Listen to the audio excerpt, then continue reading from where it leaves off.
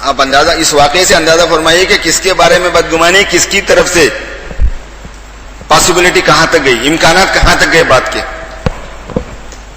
ہمارے بزرگوں کو, نیک بھلے لوگوں کو, بھولے بھالے لوگوں کو بدگمان کر دینا, متوحش کر دینا کیا مشکل ہے؟ کچھ بھی مشکل نہیں ہوتا.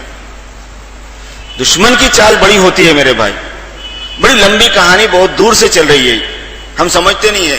اور چونکہ بہت سی چیزوں کو چھپایا گیا, تستر سے کام لیا گیا, نظر انداز کرنے سے کام لیا گیا, بات بڑھنے نہیں دینے کے لیے کوشش کی گئی, اس کی وجہ سے بہت سے لوگوں کے سامنے بہت سی باتیں ہیں بھی نہیں. مثلا ایک بات بہت پوائنٹ کی ذہن میں رکھنے کی ہے, یہ دشمن کو ایک بات ذہن میں تھی کہ اس کو کیسے کیش کرنا ہے. وہ یہ کہ انعام صاحب رحمۃ اللہ علیہ نے جب 10 آدمیوں کے نام مقرر کیے تاکہ وہ امیر مقرر کر لے, انہوں نے کوئی شورا نہیں بنائی تھی, انہوں نے امیر مقرر کرنے کے لیے 10 نام مقرر کیے تھے حضرت عمر کی اتباع میں. جیسے حضرت عمر رضی اللہ تعالیٰ عنہ نے 6 نام مقرر کیے تھے کہ بھئی تم ان میں سے کسی کو اپنا امیر بنا لو, ایسے ہی حضرت نے 10 نام مقرر کیے تم اس میں سے اپنا کسی کو امیر بنا لو. تو ان 10 کے اندر فیصل میاجی محراب کو بنایا گیا. آپ لوگوں کے علم میں ہوں گی یہ ساری تفصیلات. میاجی محراب وغیرہ نے اس وقت کوشش یہی کی تھی کہ ہم حضرت مولانا سعد صاحب کو اسی وقت امیر ڈکلیئر کر دیں, اس واسطے کہ اس میں بڑے بڑے لوگوں کی رائے تھی, حتیٰ کہ حضرت مولانا شاہ ابرار الحق صاحب رحمۃ اللہ علیہ کی رائے بھی یہی تھی کہ مولانا سعد صاحب کو امیر ڈکلیئر کر دیا جائے. لیکن وہ اس وقت وہاں کے حالات کے اعتبار سے بات نہیں مناسب چل رہی تھی. تو اس کی وجہ سے ہوا یہ کہ مولانا اظہار صاحب کو, چونکہ حضرت شیخ الحدیث نے لکھا تھا کہ مولانا اظہار صاحب جو ہے نا وہ مولانا سعد صاحب کی ایسی تربیت کریں کہ وہ کام کو لینے کے قابل ہو جائیں, لے کے چل سکیں, اپنے دادا کے کام کو لے کے چل سکیں. حضرت مولانا شیخ الحدیث کی حضرت مولانا اظہار صاحب کو خاص طور پر نصیحت تھی, اس وجہ سے ان کو فیصل کے طور پر رکھ دیا گیا. حضرت مولانا انعام صاحب کے صاحبزادے مولانا زبیر صاحب تھے, ان کو فیصل کے طور پر رکھ دیا گیا, ان کو رکھ دیا گیا. یہ 3 فیصل ہو گئے. ایک بات سوچنے کی ہے آپ لوگوں کو, وہ یہ ہے کہ جن 10 لوگوں کے نام حضرت مولانا انعام الحسن صاحب رحمۃ اللہ علیہ نے لیے تھے, اس میں مولانا سعد صاحب کا کوئی قصور نہیں ہے, نہ مولانا زبیر صاحب کا قصور ہے. اور مولانا انعام الحسن صاحب کی جو حیثیت ہے, شخصیت ہے, وہ متفق علیہ تھی, اتنی وزندار تھی کہ جس کی حد نہیں.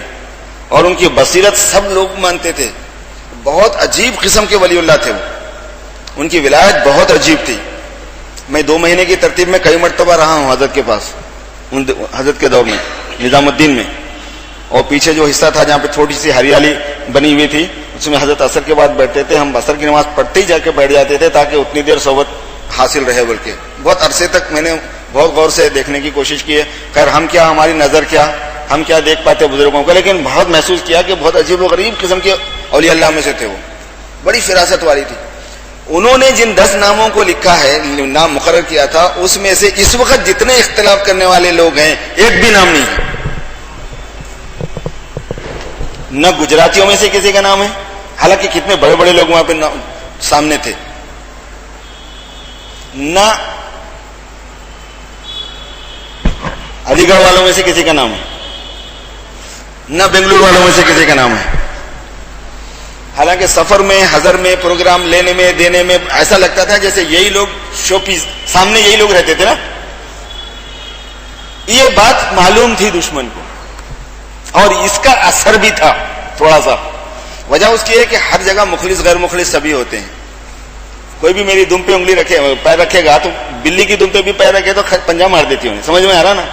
تو جو مخلص ہے, جو برداشت کرنے والے لوگ ہیں, بڑے ظرف والے لوگ ہیں, بزرگ لوگ ہیں, وہ الگ ہیں, ان پر آپ کوئی حکم نہیں لگا سکتے. لیکن سارے اس میں مخلص ہی تھے ضروری نہیں ہے.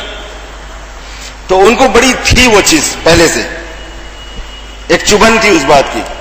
اس کی وجہ سے حضرت مولانا سعد صاحب کو ہمیشہ مجروح کرنے, نقصان پہنچانے, ان کی مخالفت کرنے کی بات عرصے سے چل رہی تھی. ہمیں نہیں پتا ہے اس بات کا, چونکہ ہمیں نہیں بتایا گیا. بڑے لوگ, بڑے ظرف والے لوگ ایسی چیزوں کو لاتے نہیں تھے امت کے سامنے تاکہ نقصان نہ ہو, مگر وہ سالوں سے چل رہی تھی بات. ایک بہت بڑے مولانا ہمارے پاس امریکہ میں, گجرات کے ہی ہیں وہ اتفاق سے, ان کا بیان یہ ہے کہ انہوں نے 1 مہینہ باضابطہ قیام کیا نظام الدین میں. اس واقعے اختلافات کے بعد تحقیق کرنے کے لیے انہوں نے ڈائریکٹ مجھ سے کہا, درمیان میں کوئی واسطہ نہیں ہے.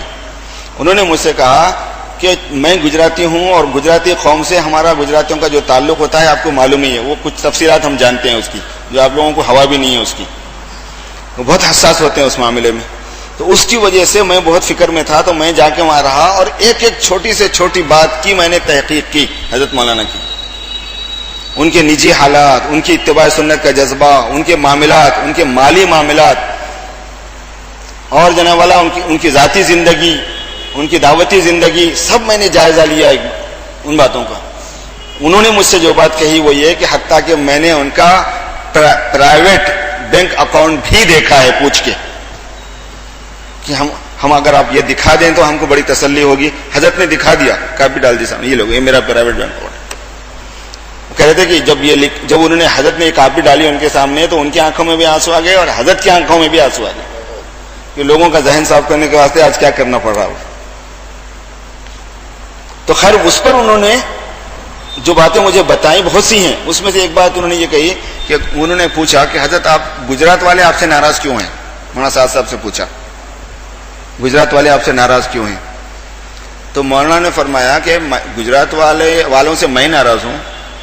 آپ گجرات والوں سے پوچھو کہ 10 سال سے جو گجرات کا اجتماع ہوتا ہے سارے صوبے والے یہاں مشورہ کرتے ہیں, 10 سال سے وہ لوگ ایک وقت بھی مشورہ کرے گا نظام الدین میں آ کے, یہ پوچھو بولے. یہ چل رہی تھی اندر سے کہانی, یہ مجھے انہوں نے بتایا, وہ صاحب نے بتایا, مجھے بھی نہیں معلوم تھی یہ بات.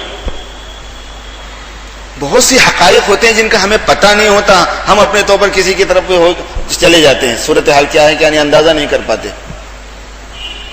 بہت سی ایسی چیزیں پیش آئی ہوئی تھی. تو وہ چیز تھی جس کو جو دشمن جو ہے نا اس کو کیش کرنا چاہ رہا تھا, استعمال کرنا چاہ رہا تھا. اب علماء دو چیزوں میں آ کے بہت